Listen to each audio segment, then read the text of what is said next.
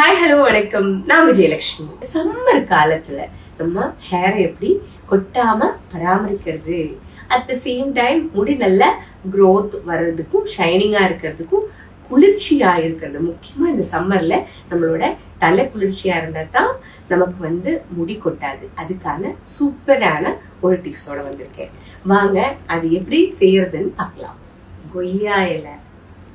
இந்த கொய்யா இலையில அவ்வளோ நன்மைகள் இருக்குங்க. இன்னும் ஒரு 10 இலை கிட்ட எடுத்து வச்சிருக்கேங்க. இது கூட சேர்த்து நம்ம இன்னொரு நல்ல ஒரு பொருள், நமக்கு கிச்சன்ல எப்பவுமே டெய்லி நம்ம பயன்படுத்தக்கூடிய ஒரு பொருள், அதை சேர்க்க போறோம். ஹேருக்கு ரொம்ப முக்கியமான ஒரு விஷயம் அதுதாங்க நம்மளோட வெந்தயம்.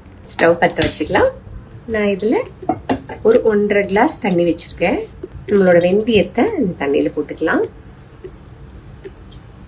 கொய்யா இலையும் அப்படியே நான் அதில் போடுறேன். இலையோட பச்சை நிறம் போகுது பாருங்க. நல்லா கொதிச்சு வத்துச்சுங்க பாருங்க. வடிகட்டினோடனே இந்த கலர் பாருங்க. இதை நீங்க என்ன பண்ணணும் அப்படின்னு பாத்தீங்கன்னா, அழகா ஒரு ஜார்ல போட்டு ஒரு வாரத்துக்கு ஃப்ரிட்ஜ்ல போட்டு வச்சுக்கலாங்க.